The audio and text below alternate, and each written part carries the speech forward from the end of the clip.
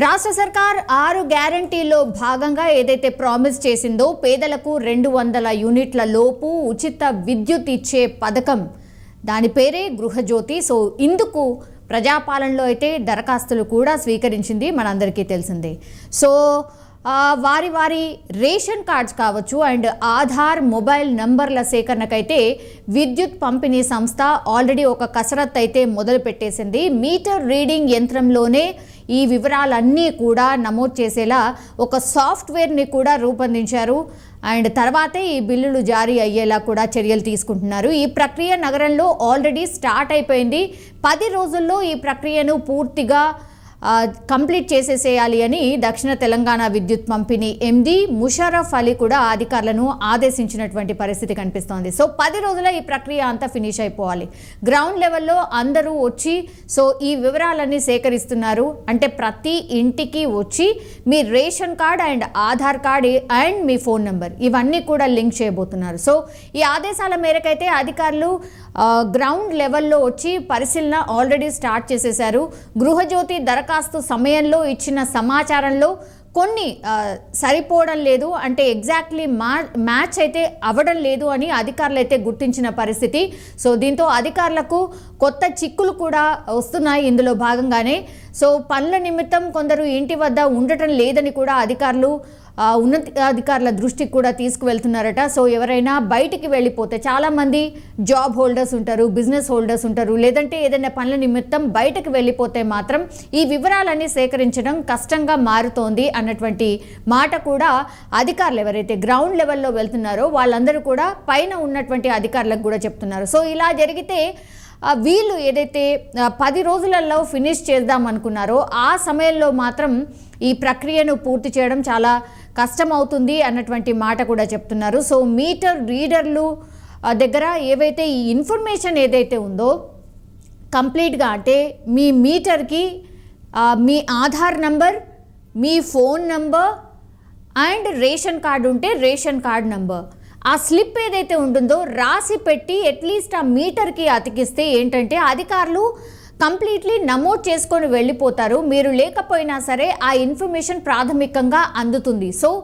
ఇది కొంతవరకు message pass on చెయ్యాలి అన్నటువంటి అవసరం అయితే డెఫినెట్లీ కనిపిస్తోంది. ఎందుకంటే ఆల్రెడీ గ్రౌండ్ లెవెల్లో అధికారులు వచ్చి మీ మీటర్ రీడింగ్ని చెక్ చేస్తున్నారు. మీ మొబైల్ లింకప్ అయి ఉందా లేదా, మీకు రేషన్ కార్డు ఉందా లేదా, అండ్ దాని తర్వాత మీ ఆధార్ నెంబర్ ఎగ్జాక్ట్గా ఉందా లేదా, ఇదంతా కూడా ప్రక్రియ చేపడుతున్నారు. కాబట్టి ఎవరికైతే ఈ గృహజ్యోతి పథకం కింద అప్లై చేసుకున్నారో 200 యూనిట్ల ఉచిత విద్యుత్ ఏదైతే కావాలనుకుంటున్నారో ఓనర్సే కాదు, ఈవెన్ కిరాయిదారులు కూడా మీ ఇన్ఫర్మేషన్ని అక్కడ మీటర్కి అతికించేస్తే అధికారులు ఎవరైతే వస్తారో వాళ్ళు పూర్తిగా ఒక సాఫ్ట్వేర్లో ఎంట్రీ చేయబోతున్నారు. ఈ ఎంట్రీ చేయడం చాలా ఈజీ అవుతుంది అన్నటువంటి విషయాన్ని గమనించాల్సిందిగా కూడా కోరుతున్నారు. సో ఒక కట్ ఆఫ్ డేట్ పెట్టుకున్నారు. ఎంత తొందరగా మీ ఇన్ఫర్మేషన్ సేకరిస్తే అంత తొందరగా మీకు ఆ 200 యూనిట్ల ఉచిత కరెంటు వచ్చే అవకాశం ఉంటుంది. సో ఇది గుర్తించాలి, ఇది కొంత దృష్టిలో పెట్టుకోండి అన్న రిక్వెస్ట్ అయితే అధికారులు చేస్తున్న పరిస్థితి కనిపిస్తోంది. సో ఎన్నికల హామీల్లో భాగంగా ఏదైతే కాంగ్రెస్ సర్కార్ ప్రామిస్ చేసిందో 200 యూనిట్ల వరకు ఉచిత విద్యుత్ అందించే దిశగా గృహజ్యోతి పథకం అమలుపై పూర్తిగా సీరియస్గా ఒక కసరత్తు అయితే స్టార్ట్ చేసేసింది సర్కార్. సంక్షేమ పథకాల అమలు కోసం అయితే ప్రజాపాలనలో అభయహస్తం పేరుతో అయితే ఇప్పటికే ప్రజల వద్ద నుంచి అప్లికేషన్స్ అన్నీ కూడా స్వీకరించింది. సో ఆ వడపోత పూర్తిగా ఫినిష్ అయిపోయి ఉచిత విద్యుత్ అందించే గృహజ్యోతి పథకం ఏదైతే ఉందో, ఫ్రీగా కరెంట్ 200 యూనిట్ల వరకు ఏదైతే ఉందో ఇది ఇంటి ఓనర్లకే వర్తిస్తుంది అన్నటువంటిది చాలామంది అనుకున్నారు. బట్ రెంటల్స్కి ఎవరైతే ఉన్నారో వాళ్ళకి వర్తించదు అన్నటువంటిది చాలా ప్రచారం జరిగింది. సో దీనిపై అయితే క్లారిటీ ఇచ్చింది TSSPDCL.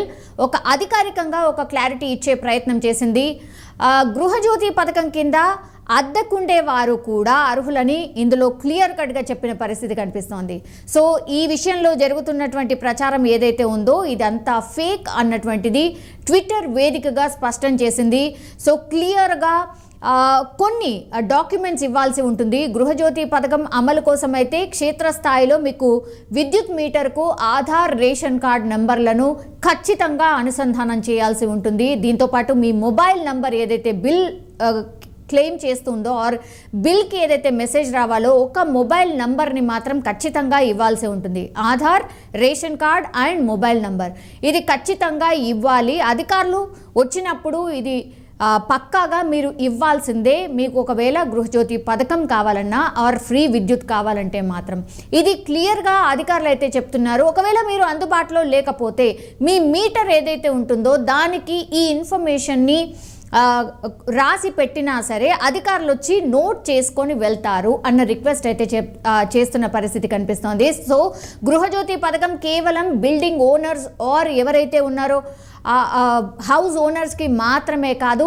ఇవి ఎన్ని పోర్షన్స్ ఉంటే అన్ని పోర్షన్స్కి వాళ్ళకు కూడా వర్తిస్తుంది. సో అద్దెకుండే వాళ్లకు, రెంటెడ్ పోర్షన్స్ వాళ్ళకు కూడా వర్తిస్తుంది అని క్లియర్ కట్గా చెప్పారు. కానీ మీరు ఒకవేళ 200 యూనిట్ల లోపు విద్యుత్ వాడితే మీరు డెఫినెట్లీ అర్హులు.